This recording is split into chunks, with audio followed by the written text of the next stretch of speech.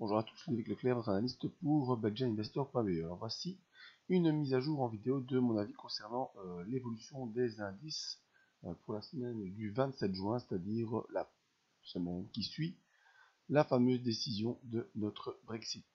Alors cette présentation se fera sur la plateforme TradingView en collaboration avec FXCM. D'abord l'information sur les risques, vous savez que le marché comporte des risques de perte. Il n'est pas adapté à tous les profils d'investisseurs. Cette vidéo n'a pas le but de vous conseiller dans vos opérations, c'est à vous-même d'évaluer vos propres risques. Ce que je vous conseille, moi, c'est d'utiliser des comptes démo afin d'établir vos stratégies et de tester celles-ci. Ma stratégie à moi et ma technique d'analyse, c'est l'analyse des impulsions, analyse qui se base sur différents outils basés sur les graphiques que je vais vous présenter. C'est une technique d'analyse que je peux également vous enseigner. Alors commençons par notre ami le S&P 500 qui était dans un range assez latéralisé entre 2036 et 2121. Et 2121 qu'on avait rejoint par deux fois avant de notre Brexit. En effet, on avait eu déjà ici un beau Marubozu haussier qui nous faisait penser qu'on pourrait pu aller plus haut, c'est-à-dire rejoindre les 2170 points. Malheureusement, ce ne fut pas le cas, l'annonce a été faite alors que tout le monde croyait à le remain, c'est-à-dire le maintien de l'Angleterre dans l'Europe. Et bien ce ne fut pas le cas. Retournement de situation, une grosse bougie rouge qui a traversé tout le range de haut en bas, qui en est même sorti, passé en dessous de la M100, c'est toujours un mauvais signal ça. Et aujourd'hui, eh bien, on voit qu'on évolue également depuis vendredi, pardon, dans cette phase baissière ici, on est en dessous du support. Le prochain support, c'est un support qui est plutôt un support psychologique, qui est la zone des 2000 points.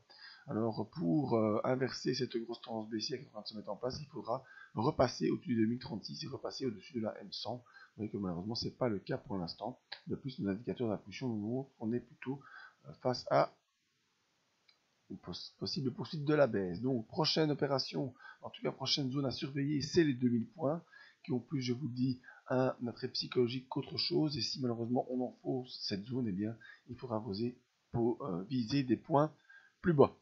Alors les moyennes mobiles sont en train de s'inverser, le cours est passé en toutes ces moyennes mobiles, les bandes de Bollinger sont ouvertes, ce qui laisse place à la volatilité avec une possibilité de rejoindre les 2000 points sur le S&P 500. Alors, sur notre ami le CAC 40, malheureusement, ce fut un peu le même genre de figure. Vous voyez. On a une zone de support ici, sur les 4082, zone de support qui n'a pas été enfoncée à la clôture de vendredi. On est resté au-dessus des 4082, même si on a rejoint au niveau de volatilité la zone des 4000. Et si on poursuit cette baisse, bien vous voyez qu'on a un objectif, un point bas en direction des 3891. Donc aujourd'hui lundi, allons voir un peu ce qui se passe en direct. Voilà. Vous voyez qu'on est baissier, on est à 4093 à l'heure où je vous parle. 4093, on est passé, on est juste en train de tester ici cette zone de support des 4082 points. Donc si on s'enfonce sur les 4082, eh bien, on va viser les 4000, ensuite les 3891.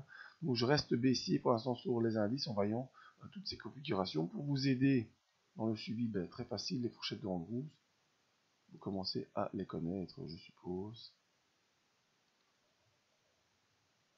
Voilà, on est dans le couloir baissier le plus bas. Donc tant qu'on reste dans ce couloir baissier bas, eh bien, on devra poursuivre une baisse. Alors cette petite fourchette en rouge, on peut bien évidemment aller la replacer sur notre ami le SP500. Pam. Et vous voyez qu'on est dans le bas de la fourchette d'Andrews et qu'on pourrait continuer à glisser en direction des 2000 points, donc baissier sur les indices. Donc on ne revient pas au-dessus des 2036 sur les SP500, il n'y a pas d'espoir de retour haussier. Et tant que le CAC 40 ne revient pas au-dessus, il faut qu'on revienne bien au-dessus de la zone ici, on va dire, combien c'est ça?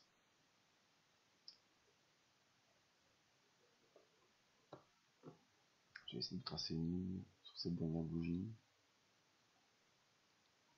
Voilà ici, les 4113, tant qu'on ne revient pas au-dessus de cette zone, eh bien, on n'a pas beaucoup d'espoir d'essayer de faire un retournement haussier. retournement haussier qui pourra être envisagé de manière plus importante si on repasse au-dessus des 4243, mais c'est pas le moment de penser au retournement haussier, c'est plutôt une poursuite de la baisse en direction des 3891. Dans le court terme, c'est plutôt ce qui nous attend sur le CAC 40 et sur le SP500. Je vous aurai rendez-vous le week-end prochain pour faire un bilan de ce mois de juin et voir un peu comment se déroule notre année. Merci à tous, à tout bientôt.